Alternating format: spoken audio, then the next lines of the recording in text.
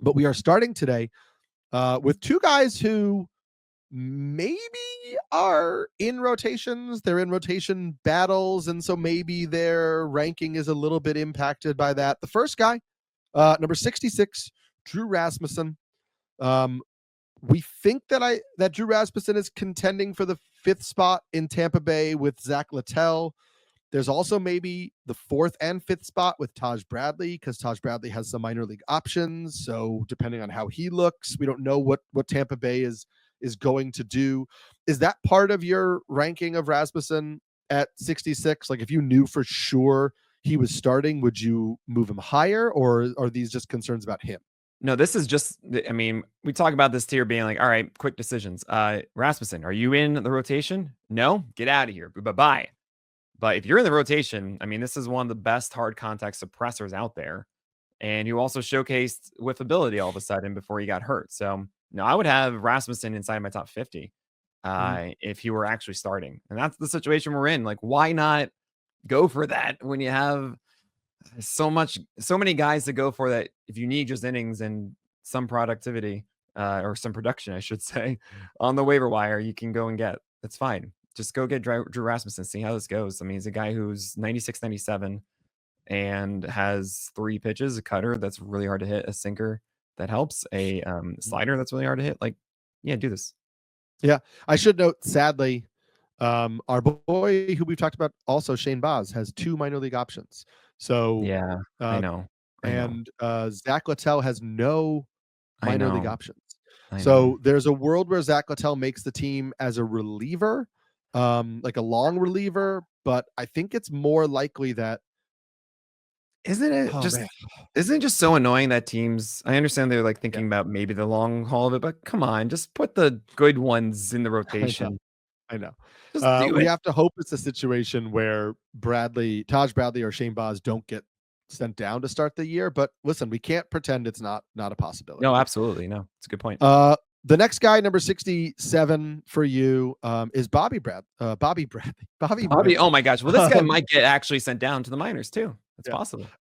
And so Bobby Miller, as we talked about when we mentioned Dustin May on one of our last episodes, Bobby Miller is in the fifth starter competition right now. It's Tony Gonsolin, it's Dustin May, it's Bobby Miller.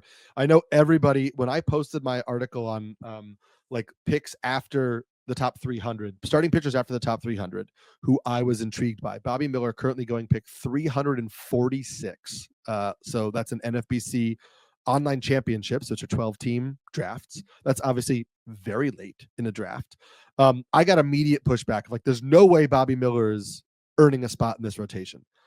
And it's just important to note that, like, if 2023 Bobby Miller shows up, he's winning the fifth spot in the rotation. Yeah, Like, right. Bobby Miller in 2023 was a clearly better pitcher than Dustin May and Tony Gonsolin. Sure. Now, he has minor league options, and the Dodgers could start him in AAA, but there is a world where Bobby Miller just looks like the Bobby Miller of 2023 and wins a spot in the rotation. I wrote an article on post type pitchers on NBC Sports. I just want to shout out Dodgers Digest, which is like a Dodgers blog. They had a great breakdown, which I looked at, which had like a lot of comparisons of Bobby Miller's mechanics, and they broke down a lot of mechanical differences between Bobby Miller in 2024 and 2023 Nice. that focused on him flying open too quickly in 2024 and kind of throwing cross body instead of throwing more like how he did in 2023. That led not only to the location issues that we saw with him in 2024, but also throwing cross body like that, especially if it's not how you normally throw, would stress your shoulder out, which is what Absolutely, yeah. first landed Bobby Miller on the IL. So there's a world where Bobby Miller's issues in 2024 were really mechanical and not anything else. And because he didn't have those mechanical issues in 2023, if he's able to go back and review what he was doing and fix the mechanics and stop flying open and stop throwing cross body and just get back to what he was in 2024, or get back to what he was in 2023, that he could very well be a really strong starting pitcher again. You know, Eric told me beforehand, don't worry about Bobby Miller. It'll be quick. Don't worry, Nick. It's something I do want to mention too about Bobby Miller. We're talking about, oh man, yeah, there's no spot in the rotation, no spot in the rotation. Throw that out the window, guys. It is February 25th as we record this. That is a month away from the Mhm. start of the year. So much happens in a month. Yeah. So much. And you have to understand there is a chance that, okay, someone on that Dodgers rotation isn't ready to go. Is it going to be Gonsolin or Bobby Miller? And Bobby Miller getting a comebacker to the head does not help his case, of course. And I mean, there's no world that it helps any case. Right. But and I feel terrible for him and everything. And seems like he's all right somehow. And he's throwing the bullpen on Monday, and he actually already did, and it should be okay. Mhm. So let's just say theoretically that there's another opening here. Gonsolin versus Bobby Miller. You would think they would go Bobby Miller. You would Yeah. think. So don't rule that out. And especially as Eric said, yeah, there he still throws super hard and he still has really good stuff. And it could just be a quick tweak away, and all of a sudden you have a top 20 starter. This is exactly the kind of guy you should be going at this point. I have less Right. confidence than I did after seeing Dustin May and also that comebacker. Still, you should be hyper aware of Bobby Miller. And it's okay if this pick doesn't work out as your last round pick because you Right. drop him and you move on. It's okay. Yes.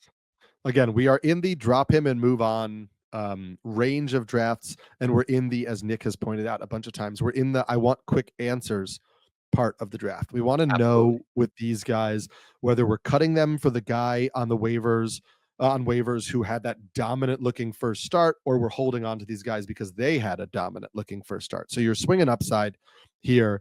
Um, and that's intriguing because we're not really swinging upside with the next guy, but the surface level results last year for Tanner Houck were great.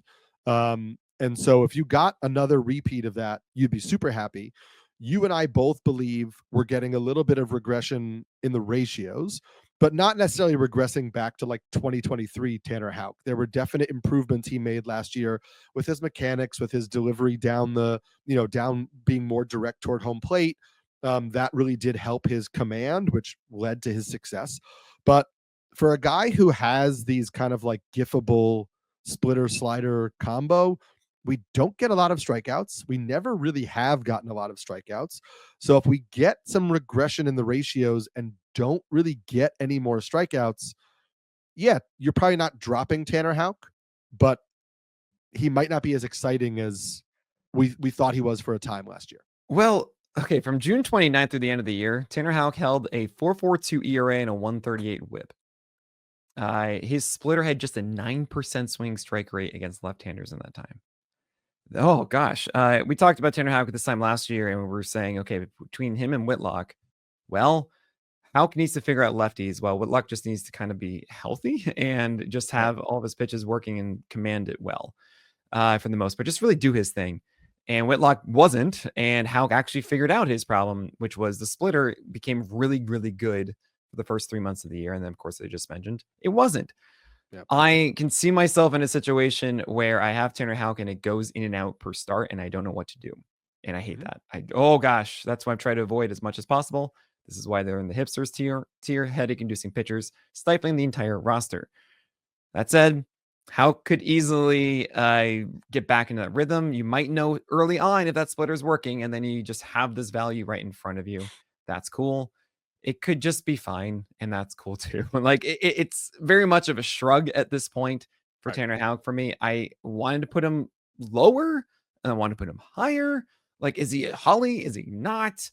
I just put him at 68 because I'm like, all right, I'm done. Another guy who has much better surface level stats than the ranking would indicate is Luis Heel.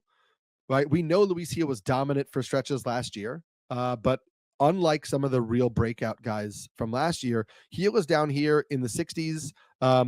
He's down in the 60s for me as well. I believe it's just command, right? Is that what you're seeing? I mean, he has I mean, some it's real it's issues just I with don't command. know if when Luis Seal showed up last year, he surprised me because he had his changeup all of a sudden to get strikes. I was really against it. It felt like he was such an inefficient pitcher with just fastball slider. Couldn't really get strikes with the slider a lot. Really threw a ton of fastballs. I also wasn't quite aware pre Tommy John how good the four seamer was. I was like, oh man, no, Mhm. it's flat too, and this is really cool and it's good vert. This is interesting, and I got really into it because that changeup showed up.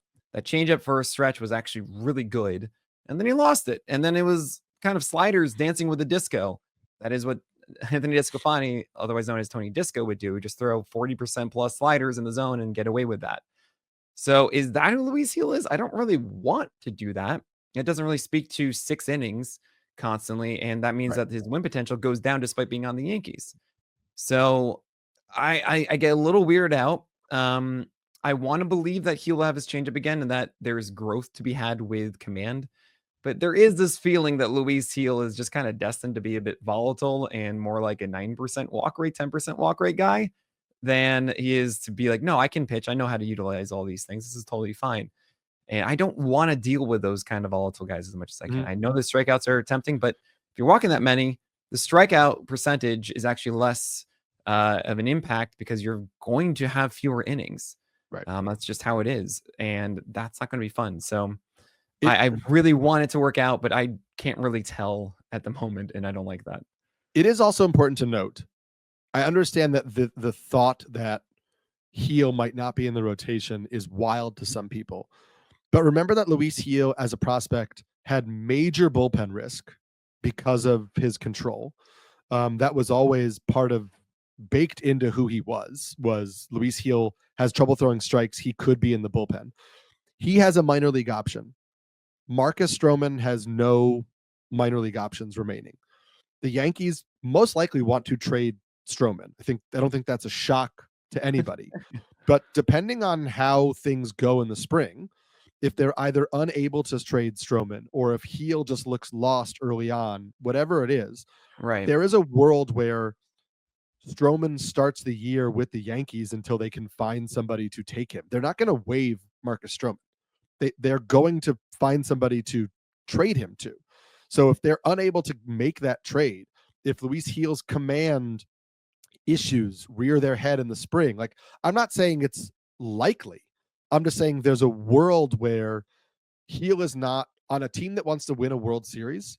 They're not going to have patience for long stretches of Luis Heel struggling with command. They have a full rotation. They have guys like Will Warren who looked really good in his first start, where, like, if at any point in the season we get a lot of starts of Heel just kind of like missing the strike zone, the Yankees aren't going to just keep throwing him out. They Yeah. might phantom IL stint. They might let him try it out of the bullpen for a little bit. But again, like, we have 1 year of track record with Luis Heel. He's going to be 27 years old. This isn't a guy who shot up to the majors at 23 and, looks really good. This is a guy who, in minor league seasons, in 2021, he had over 5 walks per 9 inning. In 2022, he had over 5 walks per 9 innings. Like, this is a guy who has really, really struggled with Yeah. command in the minor leagues, and maybe he fixed it. Maybe he didn't. We don't Yeah. know. And we just have to entertain that world of possibility. It's Taj Bradley. Um, and everybody's gonna dream about the upside of Taj Bradley. We saw it in 9 starts over the summer where he was absolutely unreal. Fastballs up in the zone, splitters below the zone. You and I talked about this. It fell apart because Taj Bradley has really poor command of his fastball, of his pitches in general. He can't really throw the cutter where he wants to. And so what happened with Taj Bradley was that the fastball was still a strike. Like, he wasn't throwing balls with the fastball, but he wasn't locating it where he wanted to locate it. He wasn't locating it kind of like in the perfect spot of the rotation, or sorry, of the strike zone. And so it got hit harder. It made the splitter less effective. And so Taj Bradley had a really poor end of the season. I'll pull up the stats while you're talking because it's in one of my articles, but I think that your ranking here is connected to this idea that he's just a really inconsistent pitcher. Yeah, I mean, that's really the thing with Taj Bradley is he hasn't really showcased that he has good command. And it really did surprise me as I did my deep dive of Taj Bradley that he got much better at locating his cutter. And I'm a huge fan of that. It's not an elite extension for Taj Bradley, so it's at 6.5, and that means it's not really the 7 feet that we want to see. That would make extension even, just incredible. But it's at 91. PLV really likes this pitch, and seeing that pitch actually go down in glove side properly is a huge benefit for him instead of just kind of the scatter shot that we saw the previous year. And it gave me some extra hope that Taj Bradley maybe actually is developing and getting better at this. At the same time, yeah, that splitter does go in and out a bit, and he makes all these mistakes with the fastball, and it bothers me immensely. You throw in the fact that the Rays, of course, are not going to be in the Trop. They're going to be playing at Steinbrenner Field more often. Doesn't help things either. You did mention, yeah, maybe he's someone that actually has the options and goes off to AAA if it's not really working out for him early. There's that involved too. So I just can't get behind it quite yet. I want to so badly, but I Yeah, can't do it. I feel like he's just going to be a guy that's frustrating you all year, too inconsistent, and that makes me not favor him because he wouldn't be a quick decision, unlike right. everyone else inside my top 70.